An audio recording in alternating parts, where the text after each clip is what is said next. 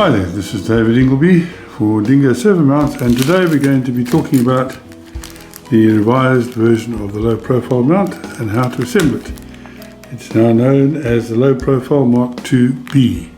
The B's are the latest versions of mounts. So what I'm going to do is show you how to put it together. I always work on a tray so that if I drop anything it doesn't go on the floor and get lost in the carpet. So we'll take out all the bits. There they go, and we can put that to one side. And if you want to download the assembly instructions, you can always check to make sure that all the bits are there. I'm going to start as always with the main frame. Now this we can either bend on a block of wood like that, just fold down on the dotted lines, the foot plate first and then the two side frames, or alternatively I can use one of these, let's move that across, one of these bending blocks, and this is a bending block for the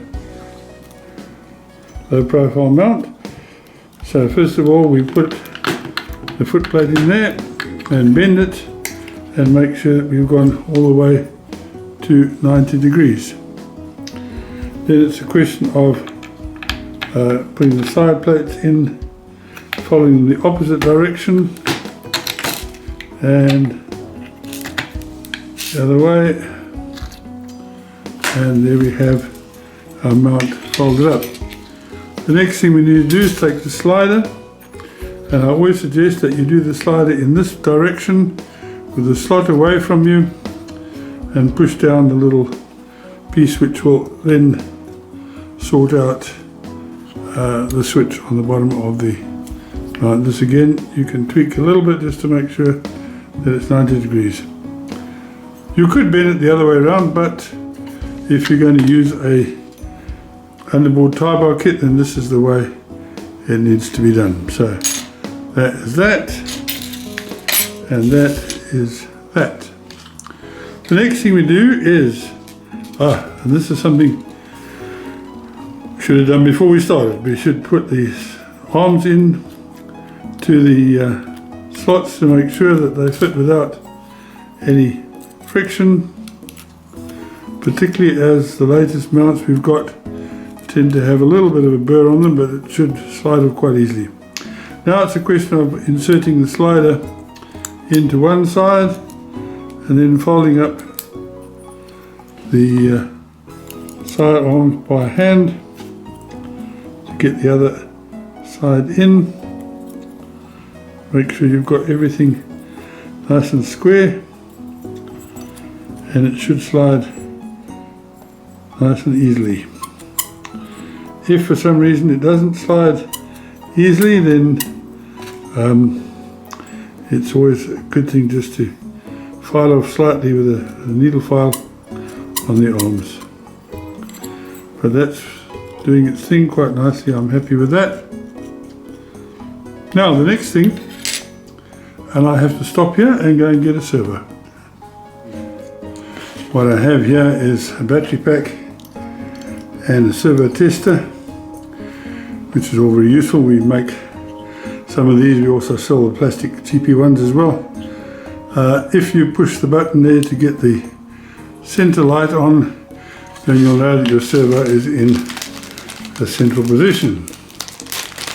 And if I take out my servo and plug it on to there, the brown side down, I can then move the servo, or I can put it into its central position. So we'll leave that for a moment and look at the horns. What I'm going to need is a lot of stuff here we don't need.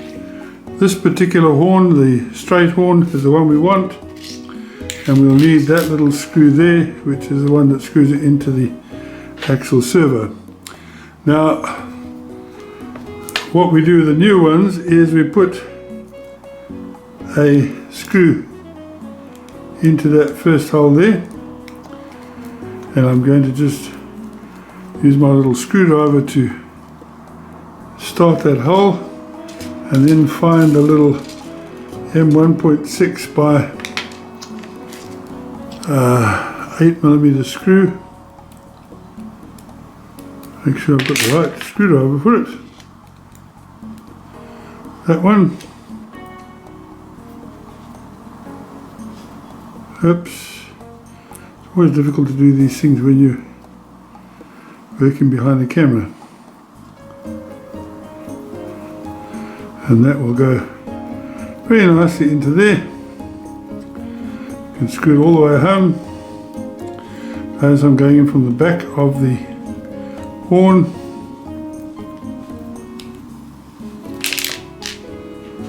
And there it is, in from the back of the horn all the way in. Just a little tip here, you can then get rid of some of the excess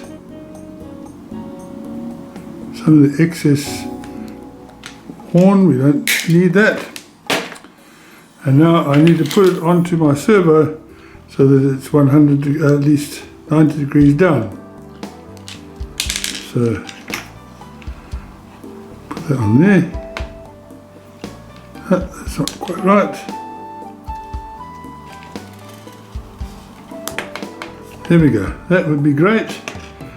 And again, this little tiny screw, which probably works with that screwdriver as well.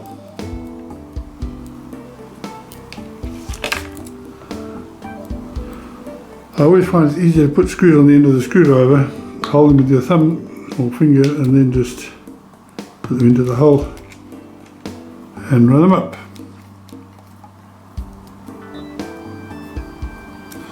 Right, as a matter of interest, I always use two different screwdrivers. They're marked differently. This is a posi triple nought and this is a posi double nought. They seem to work quite well for all the bits we need. Now what we need to do is we need to fit the servo into the back of the frame, and we need to do it in such a way that the screw then intersects with the slot in the slider. And then we need to find our two M2x6 screws and just screw them in. I always suggest screw one in just a little bit, get the other one started, and then you can screw the thing up completely. Okie dokie. And then that will screw in there. You can see that I've still got my servo tester on. I can now go back to the movement thing and I can check that everything works properly. The only difference between the MK2B and the Mark II is that we have extended the arms slightly here so they don't tend to fall out at the ends, and also we are using this new way of driving. Instead of having that funny little self-tapping screw you had to put in from the top, which was always a difficult thing to do. So I can get rid of my servo tester now. Now we have three little screws, these little M2x3 screws, which we then put in to there. Just run them in a turn or two.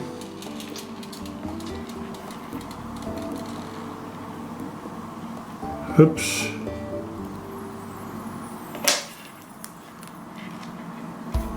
That's two. There's the third one.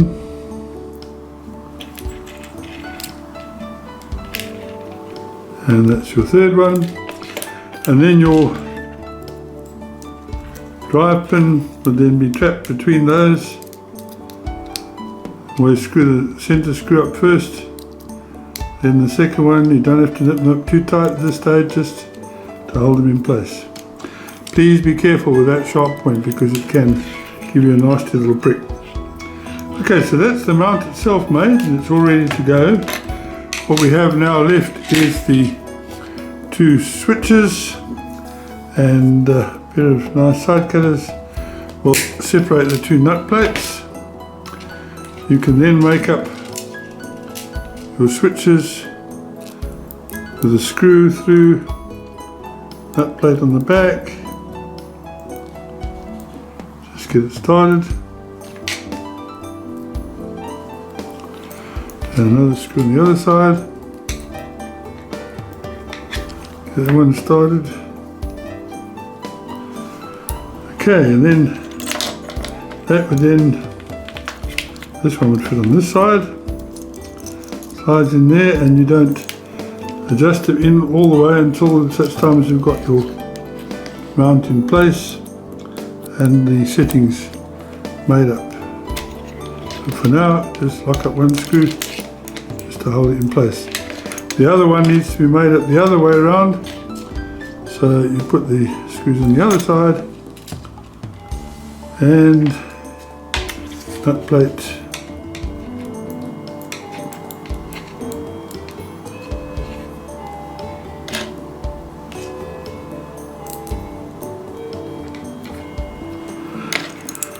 that one would then slide onto that side, and again just in a little bit, run up one of the screws just to lock it in place, and that is your mount complete. Now this would then go underneath your baseboard, and these two self-tapping flange screws would go through there and hold it in place. That is the mount itself made up. Now, if for argument's sake you are going to use this mount surface mounted, then all you would do would be to move that little screw from there and put it in there, and then you would trap your actuator wire, you would trap that in a horizontal position instead of a vertical position. Then you could mount the servo on top, at least the mount on top of the board, and you would pull your tie bar from the side. So that is the new low profile Mark 2B mount, and they are now available in our store. This is David Ingleby for Dingo Servo Mounts, and thank you for watching.